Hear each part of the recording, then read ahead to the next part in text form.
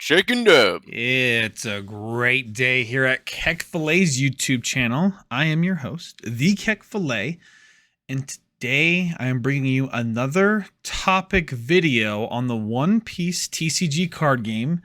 And maybe it's a general kind of advice for any tournament, but I want to couple this in with my tournament report from August 19th, which was my One Piece TCG webcam from Core. I didn't do all too well, but that will be in the middle of the video. You'll see the timestamp here. But I want to talk a little bit actually is how to prepare for a live event. And even that can be done outside of One Piece or any other card game. I've done a few events. I don't go to a lot of events. I do want to change that to do more live events, but you know, I have some experience with Bushiroad live events and these ones as well. And I think I have some solid advice, especially if you're going to go to your first offline event. You should be a little bit prepared for what to do. And I guess the first thing is just to make some sort of checklist. So the first thing is have a deck checklist. So first of all, have your deck. Check. Do you have water and snacks? Check. Are you going to have nerves and anxiety? Probably check. Pooping, and I guess the main thing here is that adjusting your diet so you don't have to poop at the convention is honestly a very, very pro tip I would recommend. It's not just for your health and sanity, it's also just for the peace of mind and saving you time throughout the day. And I'm going to go down through a list of things that I would really recommend. So number one, I really think you should try to have fun and enjoy the experience at the convention or the tournament. Remember that you took time and everyone else here took time off of their life and in their work in order to come and have fun and do what you love to do. So really try to enjoy playing with the people at the tournament and just socializing as much as possible. Number two, really think about your overall goals. And yes, you would like to win. That would be great. But do you really lose anything by losing? And what I mean by that is don't try to lose like on purpose or anything. But the thing is, these competitive games are very, very hard. And there's always a winner and there's always a loser. So just remember not to take it too hard when you aren't doing too well, and obviously live off the high of winning a lot if you can. Have you ever been to a local at a big tournament and you realize you're playing a very good player? You maybe have heard their name before, you've played against them many times, and maybe you're in your head and you kind of have a disadvantage because you're playing against a better player and you would play what you would normally not do. And one thing I'd want to recommend is, again, you're playing the exact same game. They have no real advantage over you. They don't draw extra cards. So try to think more of your opponent as a deck and ignore the fallacies of who they are and how they're playing, and realize how their deck operates and how that operates within your deck. So the big advice here is try to play against the deck and not the player itself. And with that, I do want to say, please do be kind and courteous to your opponent. Number four, I want to talk about is the grind. These rounds go so long, 9+ rounds in a game. That's pretty long, especially on your body. And when grinding these games out, you will need to listen to your body. You want to stretch in between games, drink plenty of water, bring snacks if you get hungry. And one thing I want to say is the food at these places is so damn expensive, and sometimes it's not even good. If you want to do something really next level, get a delivery of like a pizza. I remember that Garrett Farrington ordered a bunch of Jimmy John's, and I have seen people straight make money on these sorts of situations if it's possible. It would be great if the organizers can sort of provide something and they can even make a profit off of it, and there's really no lose here. And the extra tip here actually is for the bathroom, and I highly recommend if you can curve out your diet so you can not have to use the restroom too much, or at least a number two at these places, then do it. You'll thank me for it later. And number 5, really make a record of this. This is an experience you're going out. You're not going to have a lot of these experiences in the next few years. You may even find yourself where this game might die in like 5-10 years and you don't really have any recollection of all those. So make a note of all your games in your notes. Talk to your friends in Discord. Make a note of how you're doing, whether that be negative or positive. And one thing I like to do, I like to take a selfie with me and my opponent. I would probably ask before the game starts. There probably is less issue. I've done it after the game, and that's really awkward when either I win or they win. I ask for a selfie after, and it's really awkward when I lose, and I have to do that. But honestly, it can really make a lasting impression, and that's the sort of the fun part of going to these conventions. If you guys have any suggestions down below in the comments, please say something for these large events. And I guess the main thing here is there's so many stories I've heard of people dropping out of top 8 because they were too hungry, or people just can't focus and they really not even play because honestly they didn't take care of their needs before they went to go play a game. So just remember that it's going to be different a little bit from your locals and such. So now I'll move along to the next portion of the video. On August 19th, I was honestly a big loser here. I played Doflamingo. Here is my deck list. I didn't change anything from last week. I still don't think I would change anything, but I'm at a very low point at the moment.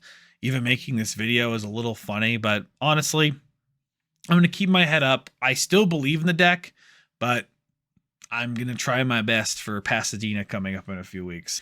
Now, going into all my rounds, I did face ace round 1. And that round 1 ace, I won the die roll, and I just played out well and got the win. I really couldn't really mention anything too big here.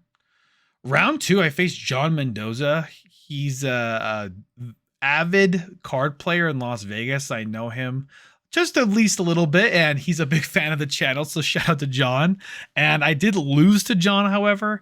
Honestly, the top 5 cards in my deck when I played a Perona were so bad. I honestly should have just bottom decked all 5 and then blind swung and then tried it from there, because I really didn't have any good options against him.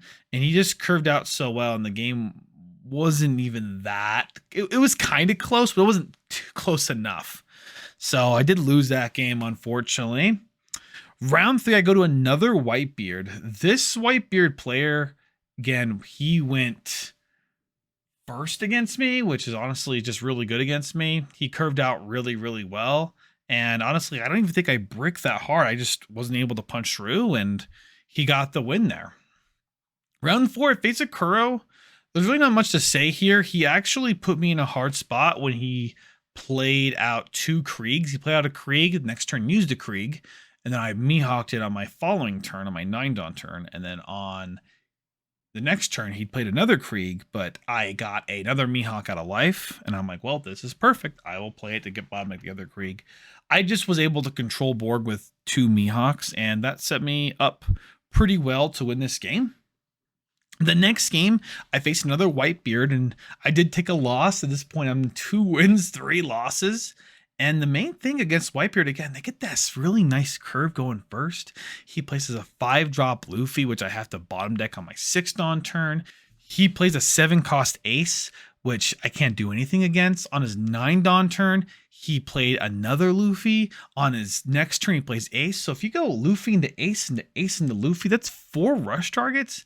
I pretty much have a hard time combating that, and it's just so aggressive and really deals with my board. And going second, I can't really build a board anyway. It's really frustrating lately, and I'm trying to find maybe another way to play against Whitebeard, which is honestly the most popular deck. I don't think it's leaving anytime soon, so maybe I need to find another combination of play in order to combat Whitebeard, but we'll see how that goes. Next, I did face a Zoro.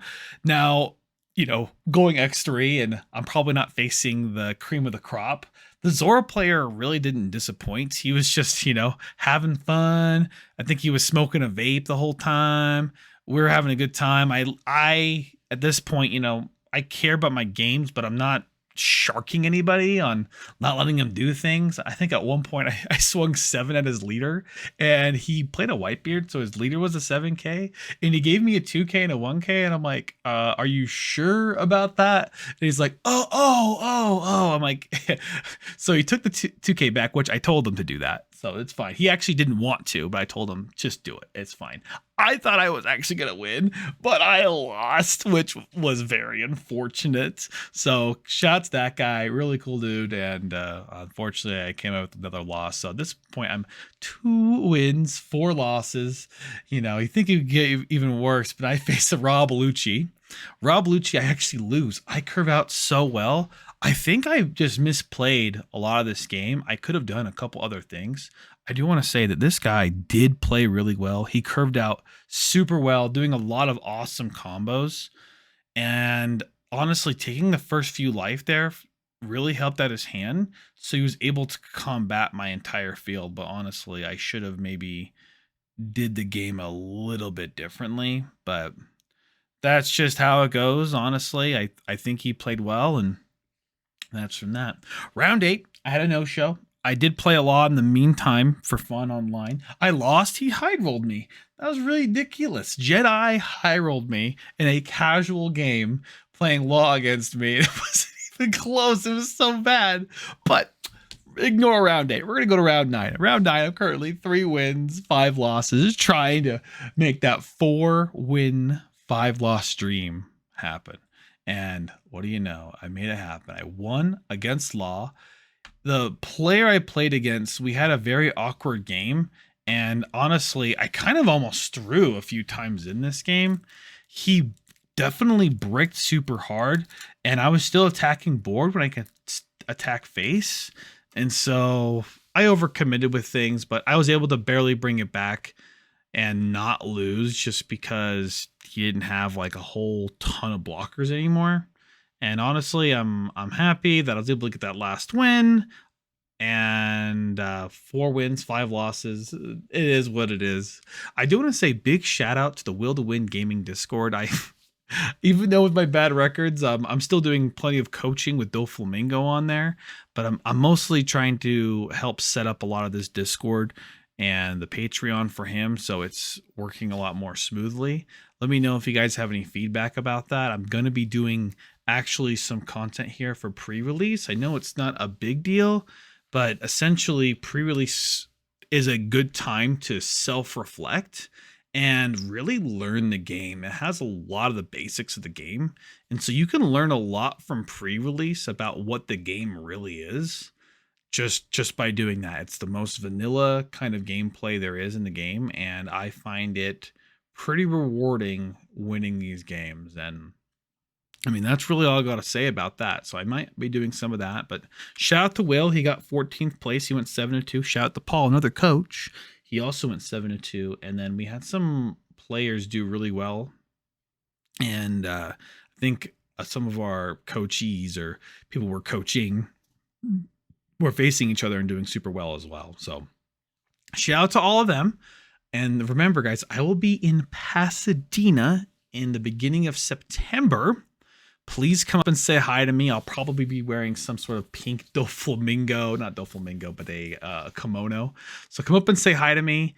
Say what's up. How's it going? Maybe I'll wear one of these Hawaiian shirts too. And just come give me like a high five. I might give you a loser Dawn too. But I will see you all in the next video.